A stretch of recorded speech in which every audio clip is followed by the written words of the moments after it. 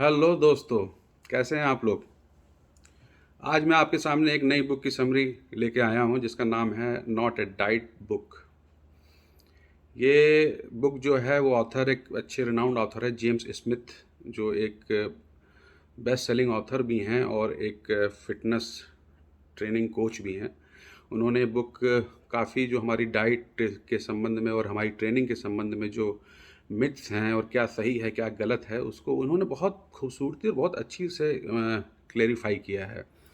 शायद इस बुक को पढ़ने में भी मुझे करीब 10 से 12 दिन का समय लग गया, तो इसीलिए मैं शायद आपके पास आ नहीं पाया। तो आज ये बुक मेरी सुबह सुबह कंप्लीट हो गई, तो मैंने कहा कि चलिए इसके बारे में आपसे डिस्कस करते हैं।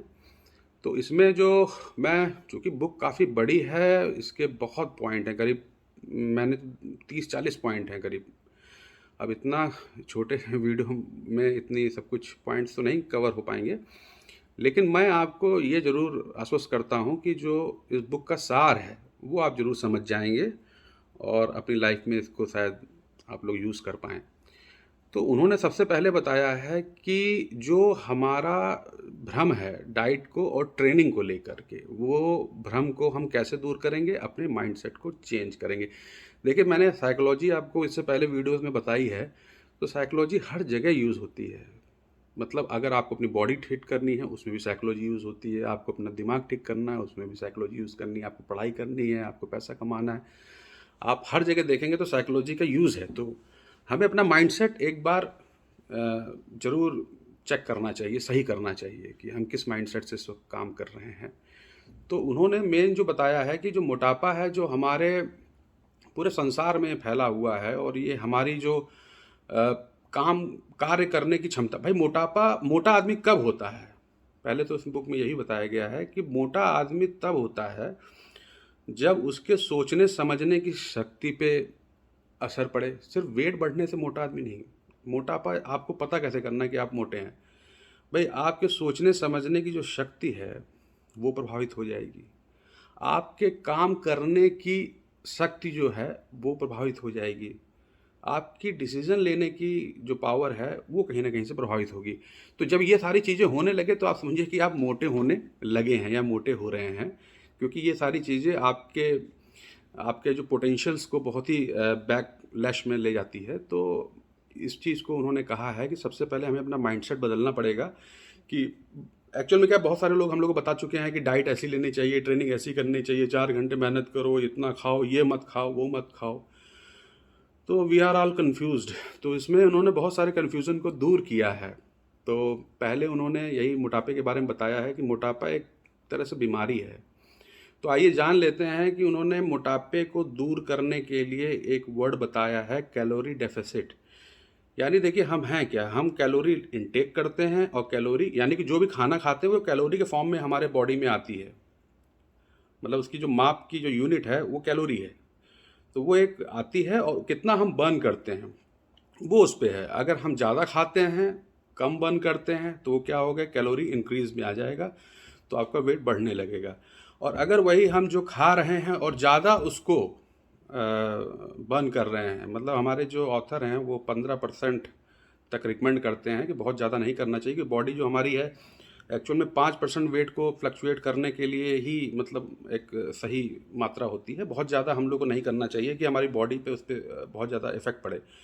तो उसमें उन्होंने यही बताया है कि अगर आप जितना खा रहे हैं उससे 15% ज़्यादा आप कैलोरी बर्न कर ले रहे हैं, तो ये एक आपका एक हेल्दी कैलोरी डेफिसिट हो जाएगा। आपकी बॉडी का जो वेट है उसको काबू में लाने के लिए, यानी कि उसको नॉर्मल, मतलब नॉर्मल वेट में लाने के लिए, ओबेसिटी से बाहर जाकर, ओवर वेट से बाहर जाकर उसको नॉर्मल में लाने के लिए 15% इज सफिशियंट। तो इसको 15% कैलोरी डेफिशिएट को हम टारगेट करेंगे और जिनको वेट बढ़ाना है वो 15% कैलोरी इंक्रीज को टारगेट करेंगे। तो आइए इसमें अब जान लेते हैं कि हम खाते क्या हैं। हम खाते हैं 3 माइक्रो न्यूट्रिएंट, भाई यही 3 जो हैं इसी में ही सब कुछ होता है। तो 3 माइक्रो न्यूट्रिएंट्स क्या होते हैं, कार्बोहाइड्रेट, प्रोटीन, फैट। कार्ब्स हमें कहाँ से मिलते हैं, पहले हम कार्ब्स की बात करेंगे। कार्ब्स हमें कहाँ से मिलते हैं, अनाज से मिलते हैं, डेयरी प्रोडक्ट से मिलते हैं, मीठी चीज़ों से मिलते हैं। तो कार्ब्स हमारे करता क्या है भाई, ये जब जाता है तो क्या करता है हमारे शरीर के अंदर, तो कार्ब्स जो हमारे डाइजेशन प्रोसेस में जाता है तो ग्लूकोज में कन्वर्ट हो जाता है। ग्लूकोज क्या है? ग्लूकोज है हमारे बॉडी का फ्यूल। जब हमारा ये बॉडी का फ्यूल हमारे डिफरेंट टाइप ऑर्गन्स में जाता है तो ये हमें उसको फिर वो चलाने के लिए मदद करता है। यानी आप कभी सोचिए कि अगर आप कार्ब्स ना खाएं, ग्लूकोज ना खाएं, तो मतलब उनको फ्यूल कैसे मिलेगा? खैर वो एक और प्रोसेस है, मैं आपको बाद में बताऊंगा। तो कार्ब्स हमारी लाइफ में बहुत ज़रूरी हैं। ये ग्लूकोज में कन्वर्ट होते हैं with the help of oxygen. जो हम सांस लेते हैं तो वो ब्रेक करके डिफरेंट टाइप ऑफ बॉडी में उसको पहुंचाता है। ब्रेन जो हमने बताया कि आपका जो सबसे जो आपको जो लगता है कि आपके जो सबसे एक ऐसा आपका जो ऐसा शरीर का भाग है जो आपके सबसे ज़्यादा काम करता है, वो आपका ब्रेन काम करता है। इसलिए सबसे ज़्यादा अधिक जो फ्यूल की ज़रूरत होती है, ग्लूकोज की ज़रूरत होती है, ब्रेन को होती है। लगभग 20% आपका जो भी आप कैलोरी खाते हैं उसका 20% तो अकेले ब्रेन ही खा जाता है। मतलब ब्रेन यूज़ कर लेता है, तभी आप परफॉर्म कर पाते हैं, सोच पाते हैं, थिंक कर पाते हैं। तो वाकई में ये एक हमारी भाई हमें ही ये संचालित कर रहा है, तो आप समझ ही सकते हैं। बाकी डिफरेंट टाइप ऑफ बॉडी में जाता है। और फिर हम आते हैं, बात करते हैं नए उसकी एक प्रोटीन पे हम जब शुरू होते हैं तो प्रोटीन क्या करता है? प्रोटीन हमारी मसल्स डेवलप करने में हमें मदद करता है, हमारी मसल्स बनाता है। और जैसे कि ये मिलता कहाँ से है? ये हमें दालों से मिलता है, मीट से मिलता है, एग से मिलता है, जो आपके सोयाबीन हो गया। मतलब बहुत तरह की, आप कहीं भी नेट पे जाके सर्च करेंगे प्रोटीन हमें कहाँ से मिलता है, उस पर आप देखेंगे कि ये हमारा इसका मेन जो काम होता है वो हमारी मसल्स को डेवलप करना। और आपको मालूम है कि बगैर हम मसल्स के कैसे सस्टेन कर पाएंगे, क्योंकि हमारी बोन होती है, बोन के ऊपर मसल्स होती है, मसल्स के ऊपर जो फैट होता है, अगर ये प्रोपोर्शनेट में रहें तो आदमी एक फिट आदमी कहलाता है। और यहीं अगर मसल्स और फैट में अगर हो गया, मसल्स कम है, फैट ज़्यादा हो गया, तो आदमी फिर मोटा हो जाता है। तीसरा जो है फैट के बारे में हम लोग डिस्कस करते हैं। फैट क्या है? फैट जो हम लोग, कई लोग सोचते हैं, हम लोग का जो मिथ है कि फैट जो है हमें मोटा होने के लिए शायद सबसे ज़्यादा कुछ कोई जो काम करता है वो फैट करता है। तो हम लोग क्या करते हैं, सबसे पहले तो घी तेल सब कुछ छोड़ देते हैं और कहते हैं भैया फैट नहीं लेना चाहिए, क्योंकि फैट से तो आदमी मोटा ही होता है। तो यहाँ भाई साहब मैं आपको एक चीज़ बहुत बता दूँ, इस बुक में जो ऑथर साहब ने हम लोग को बताई हुई है कि फैट जो है वो हमारे शरीर में जितने एसेंशियल हार्मोन्स हैं, जितने, फिर से मैं कहूँगा, हमारे शरीर में जितने भी एसेंशियल हार्मोन्स हैं। हार्मोन क्या होते हैं? जो आपके एक द्रव्य कह लें जो आपके पाचन को कराता है। इंसुलिन भी एक हार्मोन्स है। इसी तरह से बहुत सारे जो केमिकल्स हैं जिन्हें हम कहते हैं, वो सारे हार्मोन्स की उत्पत्ति के पीछे जो सबसे मेन अहम रोल अदा करता है वो होता है फैट।